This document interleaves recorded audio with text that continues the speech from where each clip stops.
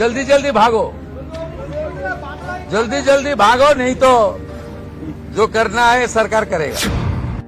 Existing foreigners act है, कोई नया कानून नहीं है।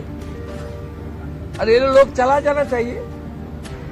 और उनका बांग्लादेशी जो नागरिक है उनका लेने का जिम्मेदार तो है उनका। तो जब हम लोग यहाँ से बोल रहा था तो अब वहां से उनका जो स्पोक्स पर्सन है, मैं देखा था सोशल मीडिया में और यूट्यूब में आया, तो उन्होंने बताया जो बांग्लादेशी है वो तो हम लोग ले लेगा। तो ये सब बांग्लादेशी है, इसको ले लेना चाहिए। लेकिन ये लोग को, पुलिस को हम लोग बता दिया जेल में भेजने का जरूरत नहीं है। देश के रुपया में खाना खाएगा, कपड़ा देगा, मेडिसिन देगा। एक दामाद है ये लोग। जल्दी जल्दी भागो, जल्दी जल्दी भागो, नहीं तो जो करना है सरकार करेगा।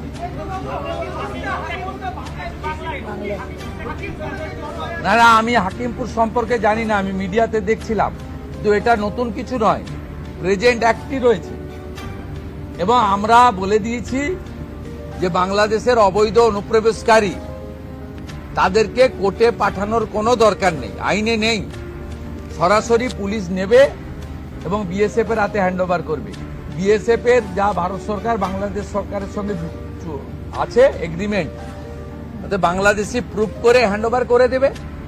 আমাদের জেলে 3 মাস 6 মাস 2 বছর রেখে আপনার চাল, আপনার ডাল, আপনার তেল, আপনার মাছ, আপনার ডিম, আপনার কাপড়, আপনার মেডিসিন ওদেরকে দেব কেন?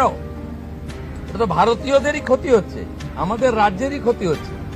সেই জন্য আইনটা এতদিন ছিল ভোট ব্যাংকের স্বার্থে কেউ বা কারা ব্যবহার করেনি।